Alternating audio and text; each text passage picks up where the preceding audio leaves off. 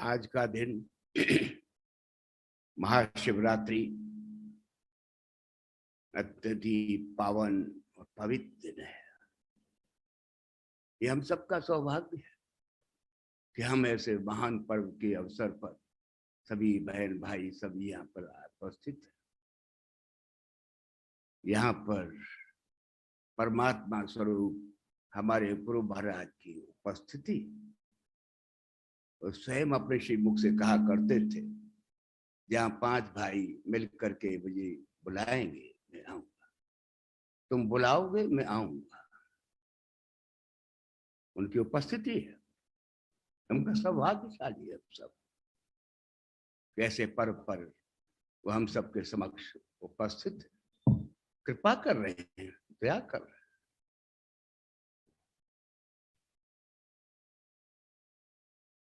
महापुरुषों की वाणी है, अहो भाग्य महो भाग्यम ज्ञानात गुरुम ईश्वरम निषेवित सततम प्रीत्या सोपि अन्य शाम सुप्रद। अर्थात ये सौभाग्यशाली है, उनका बड़ा भाग्य है जिन्होंने गुरु को साक्षात ईश्वर जान लिया है।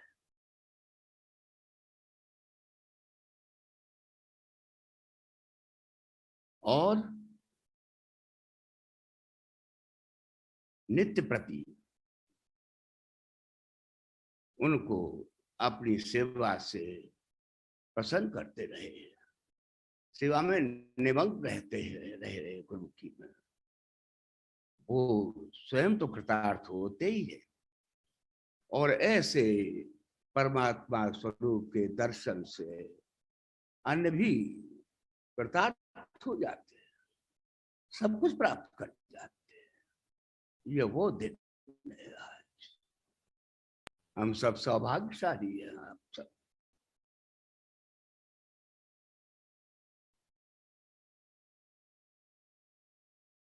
परम समर्थ गुरु महाराज की वाणी है, गुरु परमात्मा है, साक्षात ईश्वर है। ईश्वरवत नहीं, ईश्वर के समान नहीं, वो साक्षात ईश्वर हमारे समक्ष। जो शिष्य इस भाव में अभी तक नहीं आ पाया है वो शिष्य नहीं है। शिष्य बनने के लिए तो यही है कि उसके भाव ऐसे होने चाहिए कि मैं साक्षात ईश्वर के समक्ष बैठा हुआ, ये मनुष्य नहीं है।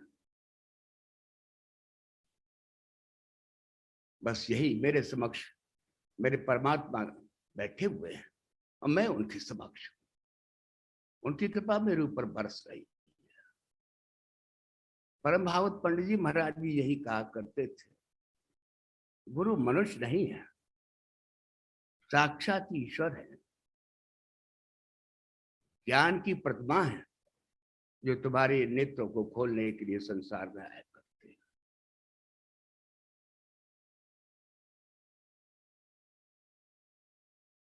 नेत्र बदल जाते हैं, नेत्र तो यही है, लेकिन देखने का नजरिया अब तक हम कुछ और देख रहे थे, अब कुछ और देखने लगते हैं। पंडित जी महाराज कहा करते थे, ऐसे अवसरों पर आकर के भंडारों में और उत्सवों में ऐसे अवसर आते थे, तब कहते थे ये तो आत्मा का मेला है। वो सब आत्मा को देखते थे, ये तो ऊपर के खोल हैं, सब जितने भी है, मनुष्य ही नहीं, पशु पक्षी कीट पतंग, उसके अंदर में वही विराजमान है, वही शक्ति कार्य कर रही है। वो शक्ति नहीं है तो कुछ नहीं है, मिट्टी है। तो ऐसे गुरु के लिए क्या कहा जाए, वाणी नहीं है। संसार में 3 देव माने गए हैं, ब्रह्मा विष्णु महेश। तीनों के कार्य अलग अलग हैं। ब्रह्मा उत्पत्ति का कार्य करते हैं, सृजन करते हैं। विष्णु भरण पोषण करते हैं और शंकर कल्याण करने वाले। संहार नहीं करते हैं, कल्याण करते हैं। गुरु तीनों कार्य करते हैं,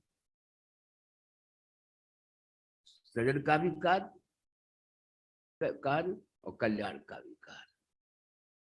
कैसे? सृजन का कार्य कैसे करते हैं? माता पिता के द्वारा तो ये शरीर दिया हुआ है, हम किसी भी वर्ण के, किसी जाति के, जो गुरु के प्रति शरणापन्न हो जाया करते हैं, गुरु उन्हें द्विज संज्ञा प्रदान करते हैं। द्विज जन्मना जायते द्विज, अर्थात वो द्विज संज्ञा को प्राप्त हो जाते हैं, शरीर बदल देते हैं, दूसरा जन्म प्राप्त होता है। कोई भी जन्म हमारी जाति है, वर्ण बढ़ रहा हो, कोई पूछता है आजकल यहाँ पर भंडारे में अपने में या मिलते हैं लोग बाग, क्या आप किस जाति के हैं? ज्यादा से ज्यादा इतना ही तो पूछ लेते हैं, आपका शुभ नाम क्या है, कहाँ से आए हैं। जाति और को कौन पूछता है? कोई, क्योंकि जाति रही नहीं जाती है गुरु के इस दरबार में जाकर, वो तो उस संज्ञा को पहुंच जाते हैं, दुष्संज्ञा को प्राप्त कर जाते हैं। भरण पोषण गुरु करता है। पंडित जी महाराज कहा करते थे, गांठ मुट्ठी बांधे नहीं, मांगत में सब चाहे, पीछे पीछे हर फिरे, भूखे नहीं रह जाए।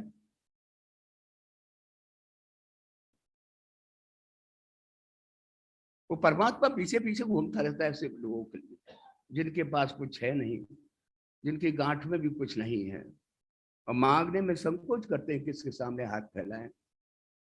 ऐसों के पीछे वो परमात्मा घूमता रहता है कि ये मेरा पुत्र भूखा न रह जाए, क्योंकि मात्र हृदय है। माता अपने पुत्र को कभी भूखा रहने देती है? ऐसे गुरु कृपा करते, दया करते, जो उनके हो जाते हैं, वो उनकी सब खबर लेते हैं। गुरु महाराज ने लिखा है एक सूफी महात्मा के बारे में। एक सूफी महात्मा थे मौला बख्श, उनका एक शिष्य था, वो जा रहा था कहीं पर, एक बाजार में गया हुआ था, बड़ी भूख लगी थी, बहुत तेज भूख लगी थी। या मेरे पीर खाना खिला, भूखा हूं। जहां पर वो अरदास कर रहे थे अपने गुरु से, अपने पीर साहब से, ऊपर दूसरे पीर रहते थे। उन्होंने आवाज सुनी, अरे नीचे कोई भूखा है। अपने गुमास्ते को आज्ञा दी कि भाई अच्छा खाना लेकर के थाल में लेकर के जाओ, कोई नीचे भूखा है। लेकर के गया, उनके सामने रखा, अपने गुरु का ध्यान करके उन्होंने कहा कि आपकी बड़ी कृपा हुई है, तो ये खाना मेरे पास। भोजन किया, निवृत्त हो गए, प्रसन्न हो गए, और उसके पश्चात कहने लगे, या मेरे मौला बख्श, आपको बहुत बहुत बधाई, आपने बड़ी मेरे ऊपर कृपा की है, भोजन दे दिया यहाँ पर, मैं आपका शुक्रिया अदा करता हूँ। ऐसा कह रहा था वो भोजन का थाल लेकर के ऊपर गया। वो पीर उससे पूछ रहे थे कि क्या कह रहा था वो, कि हुजूर खाना तो आपका खा रहा था और शुक्रिया अदा अपने पीर को कर रहा था। यही तो सीखो, उसके पीर ने तो यहाँ पे इंतजाम कराया, ये तभी तो उसको प्राप्त हुआ, उसके पीर की इच्छा थी कि मैं उसके खाना खिलाऊं। तो ऐसे ही वो भूखा नहीं रहने देते हैं,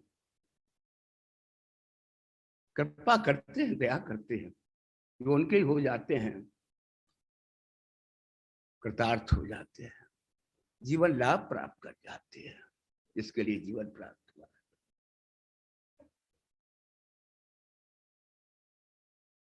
ऐसे गुरु के लिए क्या कहा जाए,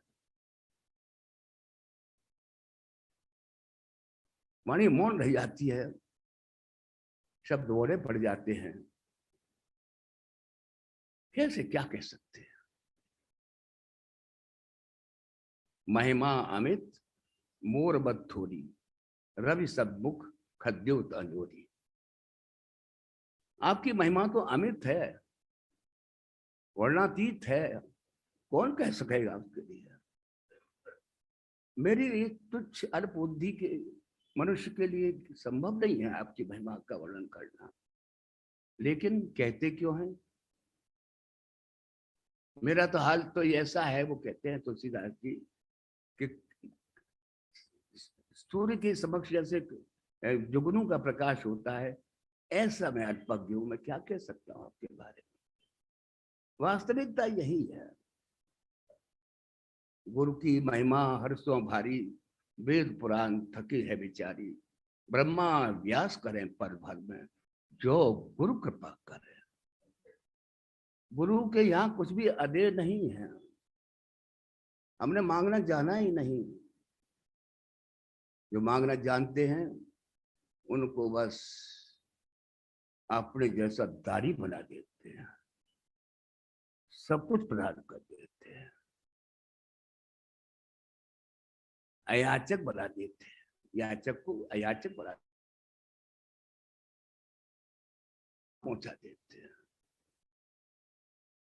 तो मनुष्य भूल जाता है गुरु के उपकारों को, क्योंकि भूलने की आदत जो है वो अपना ही समझता है, अहम। एक संस्मरण सुनाना चाहता हूं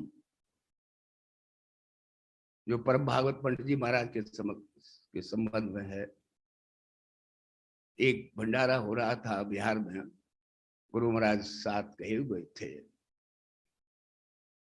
तो जिस मीटिंग में गुरु महाराज का बोलना था, उन्होंने पंडित जी महाराज से कहा, पंडित जी हम तो कुछ अस्वस्थ हैं, हम नहीं बोलेंगे, तुम जाकर के बोलो। पंडित जी महाराज सोचने लगे क्या कहूं, जैसी आज्ञा। पहुंचे, प्रवचन हुआ, बहुत सुंदर प्रवचन हुआ, लोग गदगद हो गए सुन करके उसको। अहम जागृत हो गया। ये अहम साधारण पुरुषों को ही नहीं, अच्छे अच्छे महात्माओं को भी अपने शिकंजे में ले लिया करता है। वही पंडित जी महाराज के अंत में ये भाव आ गया कि गुरु महाराज प्रसन्न हो गए मुझे देख करके, क्या खूब आज बढ़िया कहा। अब सब चले गए, कमरे में अकेले थे। गुरु महाराज ने कहा अकेले हैं। गुरु महाराज स्वयं उस कमरे में, बगल में ही कमरा था, आए। वो तो यही सोच रहे थे गुरु महाराज मेरी बड़ी तारीफ करेंगे, लेकिन गुरु महाराज की भावनाएं वो कुछ अलग ही थी। उनके मुखमंडल से मालूम पड़ रहा था। पंडित जी महाराज सहम गए।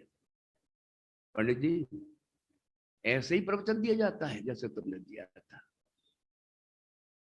तुमने हमको तो साथ में लिया ही नहीं, अपने को ही सब कुछ समझते रहे। अहम काफूर हो गया, में प्रणपात हो गए, मुझसे बड़ा अपराध कर गया ऐसा, अब नहीं होगा। यह है गुरु की कृपा। मुस्कुरा के ठीक है।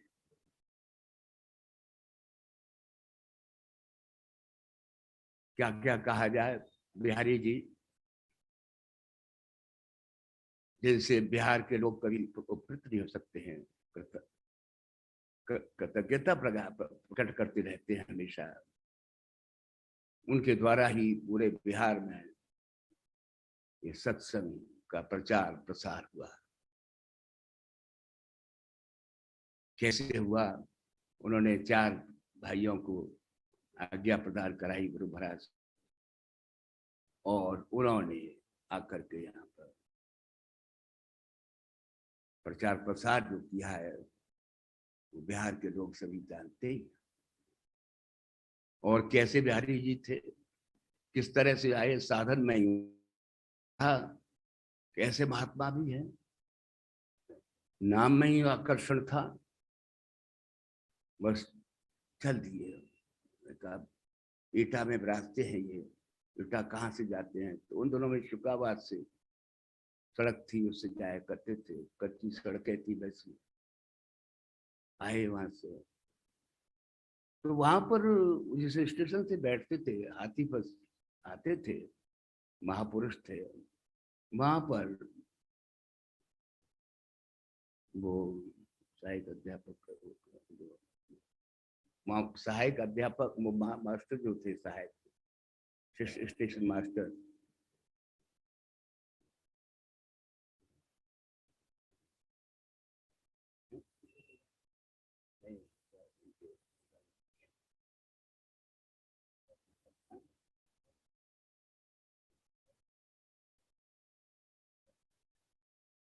वहां पर वंश बाबू सहायक स्टेशन मास्टर थे। उनके अंतर में जिज्ञासा हुआ करती थी, ये जब आते हैं महादयी से हैं, कहाँ जाते हैं, शुक्राबाद की टिकट कटाते हैं, शुक्राबाद से कहाँ जाते हैं। उनके अंतर में जिज्ञासा हुई, जब वो बाद में वापस आए, पहले जाने को थे तब, जो आप कहाँ जाते रहते हैं शुक्राबाद से, क्या हम एटा जाते हैं, हमारे वहां गुरु महाराज, मैं लौटूंगा तब तुम्हें बताऊंगा। जब वो लौटे, उनके क्वार्टर में ही वो इंतजार कर ही रहे थे, वंशाबू अपने अंदर ले गए। उन्होंने ये क्रिया बतलाई, सर्वप्रथम उन्हें आज्ञा प्रदान कराई। ऐसे 4 लोग जो थे, मालिक सत्येंद्र बाबू, ठाकुर साहब मुगल सराय के, और चंद्रमा बाबू, इन 4 लोगों को आज्ञा प्रदान किया। उन्होंने बिहार में जाकर के प्रचार प्रसार जो था, सब बिहार के लोग जानते ही। तो कैसे बिहारी जी थे, जो सिद्धि पुरुष, सिद्धियों की बहुत सिद्धियां प्राप्त की थी, लेकिन गुरु महाराज के जैसे दर्शन किए, कृतार्थ हो गए, सिद्धियां सब छोड़ दी, उनके ही होकर के रह गए। तो ये होती है गुरु भक्ति। गुरु का एक आकर्षण होता है, उस आकर्षण में खिंचे हुए चले आते हैं लोग, और उनके दर्शन मात्र से कृतार्थ हो जाते हैं। क्या प्राप्त होता है? ये कौन सी विद्या है? 2 तरह की विद्याएं होती हैं, अपरा परा। अपरा जीविका के लिए है, ये वाणी का विषय है। छोटा सा बच्चा बैठा हुआ शिक्षक के समक्ष, अ लिखा दिया, इसे पढ़ो, वो नहीं जानता इस अ से आगे क्या क्या होगा। शिक्षक की वाणी, और शिक्षक बदलते चले गए, कहाँ से कहाँ वो बालक पहुंच गया, कहीं इंजीनियर हो रहा है, डॉक्टर हो रहा है, प्रोफेसर हो रहा है, और अच्छे अच्छे पदों को सुशोभित कर रहा है। कैसे? उस ज्ञान को वो गुरु के द्वारा प्राप्त। और ये परा ज्ञान क्या है? परा विद्या है, सा विद्या या विमुक्त है। वो विद्या है जो संसार से आवागमन से हमें छुटकारा दिला देती है। उसको प्राप्त करने के लिए वाणी का कार्य नहीं है, वाणी की पहुंच नहीं है।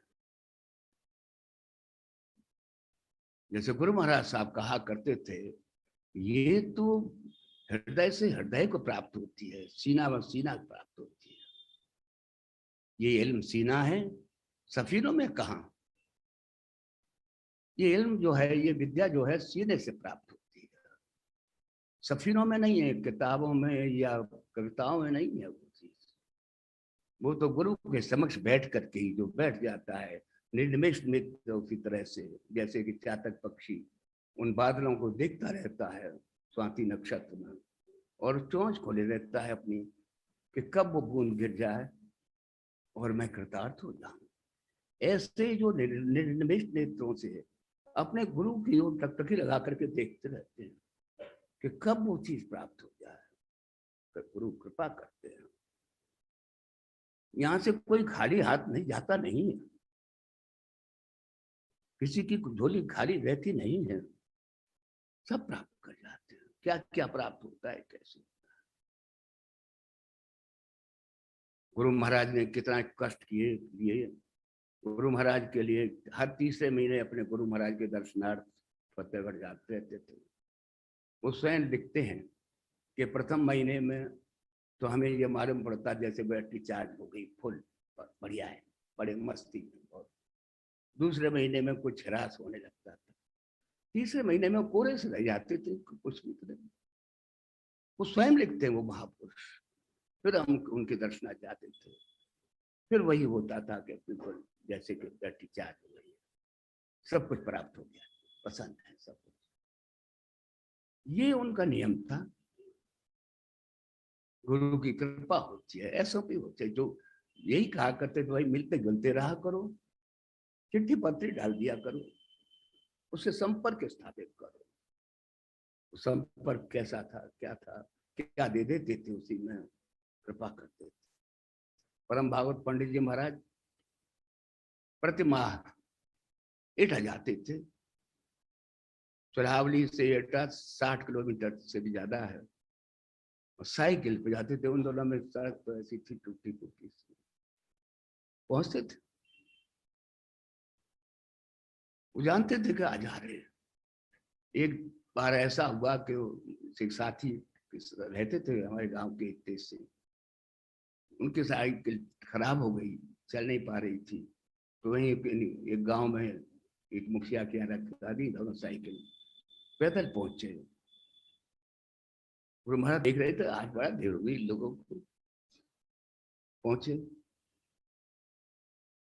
देखते कहते हैं कि साइकिल खराब हुई क्या? क्या पैदल आ रहे हो? वो कौन सी दृष्टि थी, किस तरह से कहा उन्होंने, देखते रह गए, कृतार्थ हो गए, सब कुछ प्राप्त। एक नहीं, न मालूम इन महापुरुषों के कितने संस्कार हैं जो गुरु महाराज ने क्या क्या किसको किस तरह से दिया है। कभी कभी छोटी छोटी बातों में, एक छोटी सी बात में बताऊं आपको, याद आ रही है। एटा जाते थे, गुरु महाराज पत्र लिख दिया करते थे। हमारे यहाँ हमारे ताऊ जी घी का कार्य करते थे, तो पंडित जी घी लेते आना करते, तो हर वर्ष लेके जाते थे। जब भी जाते थे हर महीने जब जरूरत होती तो लिख देते थे। एक बार लिखा नहीं, तो घी रखा हुआ था तैयार सब कुछ, उन्हें लिखा नहीं है, शायद आवश्यकता नहीं। पहुंच गए, पंडित जी घी लाए हो क्या? निरुत्तर हो गए, कुछ उत्तर नहीं दे पाया। आपने लिखा नहीं था, क्या आप भी जरूरत पड़ेगी तुम्हें लिखने के लिए? पंडित जी महाराज प्रणपात हो गए, अब नहीं पढ़ेंगे। उसके पश्चात तो उन्हें ये बिल्कुल आभास हुआ करता था, ये ले चलो, ये चीज हमें आवश्यक है। तो ऐसे ही छोटी छोटी बातों में भी किस तरह से गुरु उस विद्या को प्रदान करते हैं, कृतार्थ कर देते हैं। आज ऐसे ही महान दिवस के वो उपलक्ष्य में हम सब बैठे हुए हैं, वो साक्षात परमात्मा स्वरूप हम सबके समक्ष हैं। उनकी कृपा की वर्षा हम सबके अंतर में प्राप्त हो रहे, निमग्न होते चले जा रहे हैं। ये उनकी कृपा है, दया है।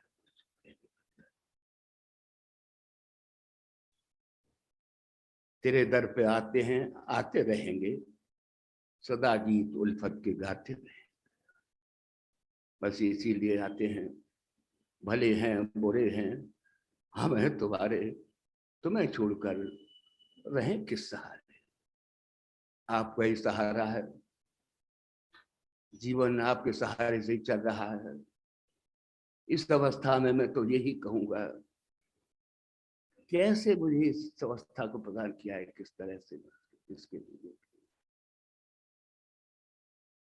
ये जीवन की अंतिम बेला है, कहने में आता नहीं है, बस प्रार्थना यही है, मुझ जैसे भी कृपा होगी ऐसे लोगों पर भी। आपके दर से कोई खाली जाता नहीं है। मैं भी यही, मेरी भी यही अरदास है, प्रार्थना है, कृपा करें, दया